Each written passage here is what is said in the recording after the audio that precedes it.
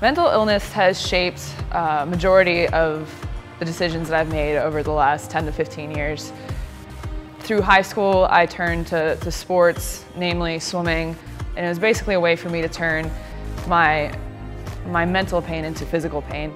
Swimming especially was just my outlet. It was quiet, you know, your head's underwater for a majority of 2 hours and you just put your head down and go. So that was definitely my way of just having quiet time and time to myself and time to focus for 2 to 4 hours out of the day.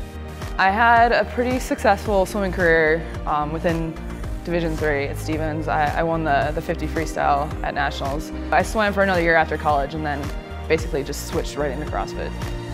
I moved to Delaware with the intention of starting over and basically making a name for myself and being a new person.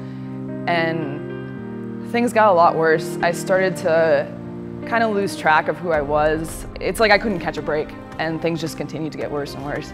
There was a point, I believe it was October of 2012, I would say I hit my all-time low, and that's about the time that I attempted to take my life.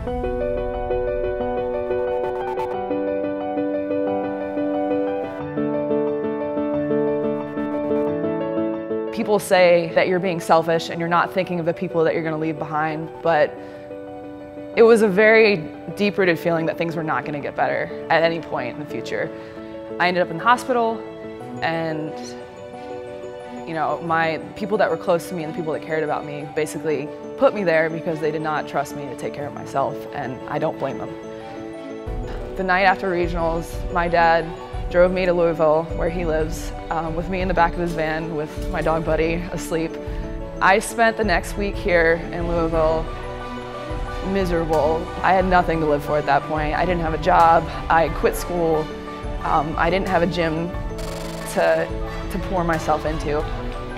So after a week of my mom witnessing me in this slump, she decided to try something to kind of lift my spirits, and she said, you know what, Laura, I want to try CrossFit. First gym that we stopped at was CrossFit the Ville. Now at this point I had no intention of staying here, living here, working here. I went home and I sent Dan an email and said, I asked him, are you hiring? And he said, let's talk.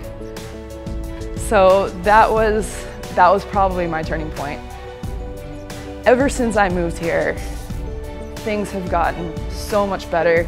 The people here were so welcoming. They were happy to have me here. I remember I went out to dinner with a bunch of people from the gym after being here for maybe 2 weeks. And I went home crying out of happiness. And I've never felt this happiness before. I didn't even know what it looked like.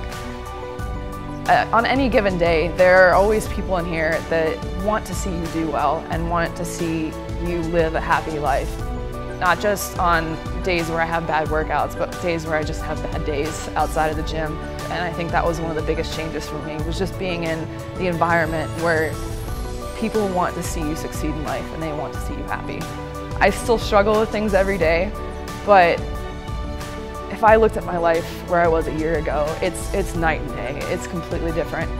I don't have trouble getting out of bed every morning. You know, I teach the 6 a.m. classes here all the time, and when that alarm goes off at 5 o'clock, I'm happy to get out of bed, and I'm happy to come here, and I'm happy to coach every single person that walks through these doors. And touch the shin. There you go, good.